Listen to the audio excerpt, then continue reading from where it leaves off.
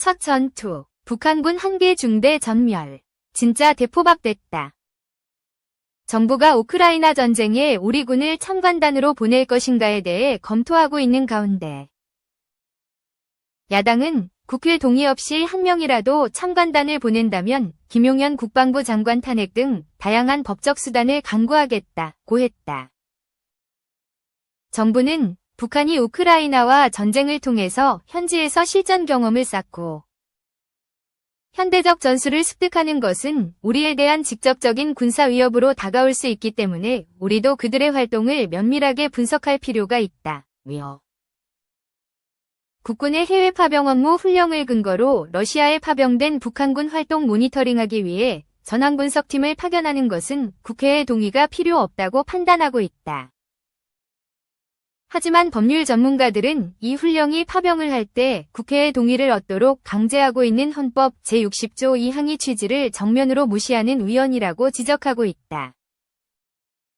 이를 근거로 야당은 첨관단이란 이름으로 국회 동의를 피하기 위해 파병하는 꼼수라며 국회 동의 없이 우크라이나에 첨관단을 보낸다면 국방부 장관 탄핵 등 다양한 법적 수단을 강구하겠다고 하고 있는 것이다. 현재까지 알려진 바로는 러시아에 파병된 북한군의 규모는 최소 1만 1천 명으로 파악되고 있으며 이 중 3천 명은 이미 러시아 서부 교전 지역 가까이 이동한 것으로 알려지고 있다. 북한이 러시아 우크라이나 전쟁을 통해 드론 공격 등 새로운 전법을 익히고 실전 전투 경험을 쌓아 100만이 넘는 북한군 전체에 습득시킨다면 우리 안보에 커다란 위협이 될 것임에는 틀림이 없다.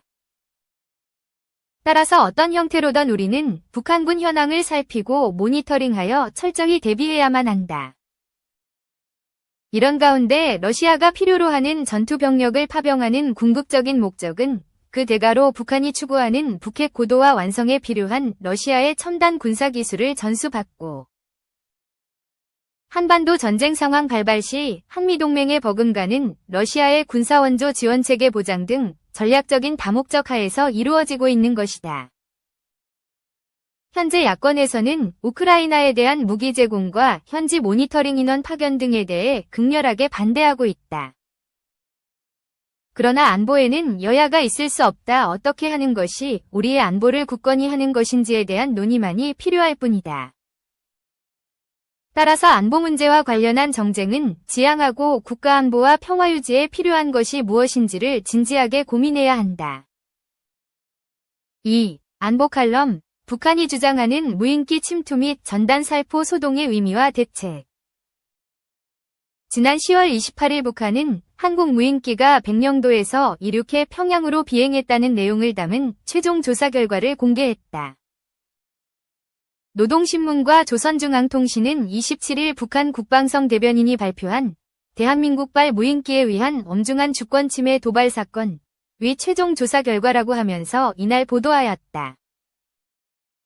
국방성 대변인은 추락한 한국의 무인기를 완전히 분해해 각종 상황을 다양하게 분석한 결과 2023년 6월 5일부터 금년도 10월 8일 사이에 비행 이력 등 238개가 기록되어 있었다고 하였다.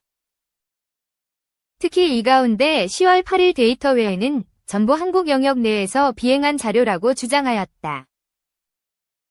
그리고 지난 8일 23시 25분 30초 백령도에서 이륙해 황해남도 장영군과 초도 주변의 해상을 지나 남저압도 주변 해상까지 비행하다가 변침하여 남포시 천리마구역 상공을 거쳐 평양 상공에 침입했다고 밝혔다. 그리고 이 무인기가 지난 9일 1시 32분 8초 평양의 외무성 청사와 지하철도 승리역 사이 상공 1시 35분 11초 국방성 청사 상공에 각각 정치선동 우물을 살포했으며 살포 계획에 따라 계획한 위치에 도달하면 비행 조종 모듈이 살포 기구에 신호를 주게 설계됐다고 설명하였다. 북한은 이뿐만 아니라 10월 8일 해당 무인기의 비행 경로를 그래픽화하여 제시하였는데 비행 경로는 백령도에서 서해안을 따라 시계 방향으로 상승해 평양 상공에 진입했다가 동일 경로를 따라 백령도로 다시 복귀하는 모습이었다. 계속해서 국방성 대변인인 주장하기를 북한이 제시하는 결과에 대해 확정된 객관적이며 과학적인 증거 자료들은 수거된 무인기의 침입 목적이 반공화국 정치선동 우물 살포이며 적대적 주권 침해 도발 행위의 주체. 그 시행자가 명백히 괴뢰 한국 군부 깡패들이라는 것을 폭로하고 있다고 하였다. 앞서 북한은 지난 10월 11일 외무성 발표를 통해 평양의 한국 무인기가 침투했기라 살포를 주장하면서 우리 공화국에 대한 주권 침해 행위가 재발하는 경우 모든 환난의 근원지.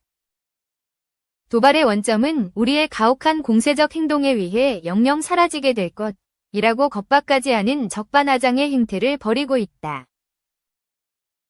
북한이 이렇게 주장하는 의미는 무엇인가? 이는 지난 10월 8일 김정은이 남북 접경부대를 방문해 대한민국은 타국이자 적국이라고 한 발언을 통해 한반도의 긴장 조성을 통해 대남 적개심을 고취하고 단일 대우의 통치 기반을 조성하기 위한 책략이라고 본다. 이처럼 북한은 우리 대한민국을 향해 갖은 도발을 자행하면서 긴장 수위를 높이고 있다.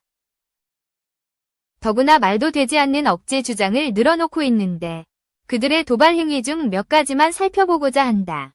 첫째, 6차례나 실시한 핵실험 도발이다. 2006년 10월 9일 함경북도 길쭉군 풍계리에서 실행된 첫 번째 핵실험을 포함하여 지금까지 6회나 행하였다. 7차 핵실험도 우려되는 실정이다.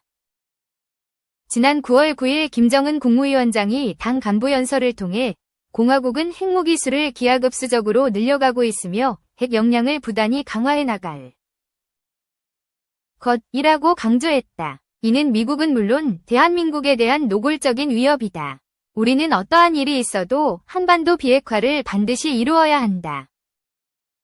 둘째, 미사일 발사 도발이다. 북한은 2024년 1월 14일 탄도미사일 발사를 시작으로 지금까지도 진행 중이다. 북한은 최신형 대륙간 탄도미사일 화성포 19형 시험 발사에 성공했다고 11월 1일 밝혔다. 보도에 따르면 화성포 19형은 최대 정점 고도 7687.5km로 상승해 1001.2km 거리를 5156초 85.9분 간 비행한 후 동해 공해상 예정 목표 수역에 탄착했다고 하였다. 북한의 이러한 각종 미사일 발사 도발은 대한민국은 물론 일본과 미국까지도 타격하려는 목적이다. 셋째, 오물 풍선 도발이다. 북한은 지난 5월 28일에 첫 살포를 시작으로 현재까지 30회에 걸쳐 도발을 강행하고 있다. 이에 대해 우리의 통일부 장관은 북한이 오물풍선을 보내는 것은 한국 사회 교란이 목적이라고 분석했다. 오물풍선을 주기적으로 살포함으로써 불안과 혼란을 가중시키려는 전략적 효과를 노리고 있다는 것이다.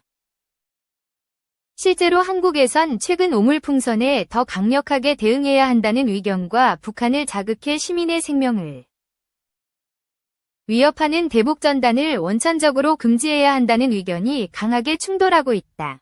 이것이 바로 북한이 노리는 남남 갈등 목적이다. 넷째, 비무장지대 DMZ 북측 지역 방벽 설치 및 경의선과 동해선 폭파이다. 북한은 지난 4월부터 방벽 설치 작업을 벌여왔다. 방벽은 전차의 이동과 군인 주민의 탈북을 막는 용도로 추정된다. 또한 북한 지난 10월 15일 동해선과 경의선을 폭파하였다. 북한군 총참모부는 9일부터 대한민국과 연결된 우리 측 지역의 도로와 철길을 완전히 끊어버리고 견고한 방어 축성물들로 요새화하는 공사를 진행되게 된다고 발표했다.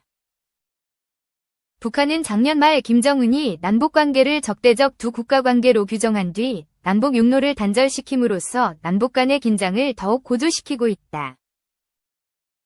다섯째, 북한 인민군의 러시아 파병이다. 11월 1일 외신 보도는 러시아에 파병된 북한군이 이미 우크라이나군과 교전을 치렀고 선발대가 대부분 사망해 한 명만 생존했다는 주장이 나온 가운데 생존 북한군으로 추정되는 인물의 영상을 친우크라이나 텔레그램 채널이 공개하였다. 북한군 파병 행위는 당장 우리 대한민국의 안보와 직결된다. 북한군은 실전 경험을 쌓을 수 있고 러시아의 파병 대가에 따른 경제적 문제는 물론 군사적 위협이 가장 크다고 할 수밖에 없다. 최신의 무기와 기술 지원 등 우리에게는 직접적인 안보 위협이다. 첫째, 강력한 한미동맹을 발판으로 한 한미일 5 강화 협력이다. 이들 국가와의 협력 관계가 한반도 위협 대비에 절대적으로 필요하다고 본다. 둘째, 민관군의 총화 단결이다. 우리는 지금 심각한 국론 분열에 처해 있다. 이것을 극복하는 것이 그 어떠한 것보다도 중요하고 최우선적으로 이루어져야 한다고 판단한다. 그렇지 않으면 베트남과 같은 상황이 얼마든지 올 수 있기 때문이다. 이를 위해 우리 대한민국 제양군인회가 주축이 되고 선도 역할을 해야 한다. 셋째, 대북방송 확대 등 다양한 대북 심리전을 강화해야 한다. 인터넷 등 차단으로 최신의 정보를 접할 수 없는 북한군에게 현재의 실상을 정확하게 전달하여 그들의 심리를 자극해서 북한에도 인권과 자유민주주의가 확산되게 해야 한다. 넷째, 군인에 대한 사기 함양과 복지 증진이다. 최근에 초급 및 중간 간부들의 전역이 심각하다고 전해진다. 이에 대한 획기적인 대책이 조속히 이루어져야 한다. 창끝 전투력 발휘의 핵심은 초급 간부에서 비롯된다는 점을 명심해야 한다. 우리는 북한의 다양한 도발 행태를 분석하고 이에 대한 철저한 준비로 대한민국과 자유민주주의를 수호하면서 세계 최강의 국가를 이루어야 한다.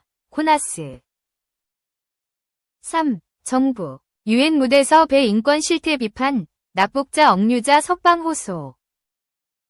외교부에 따르면 윤성덕 주제네바 대사는 7일 현지 시간 스위스 제네바에서 개최된 북한 제4주기 보편적 정례인권 검토 UPR에서 수석 대표로 약 1분 20분 동안 북한의 심각한 인권 상황에 대해 우려의 목소리를 내고 개선을 촉구하는 권고 발언을 했다.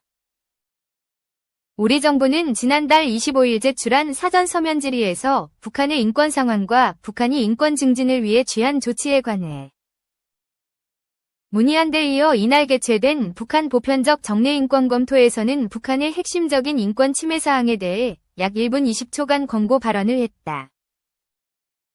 윤 대사는 이날 권고 발언에서 북한의 극단적 군사화가 북한 주민들의 인권에 미치는 부정적 영향을 지적하고 이를 시정할 것을 촉구했다.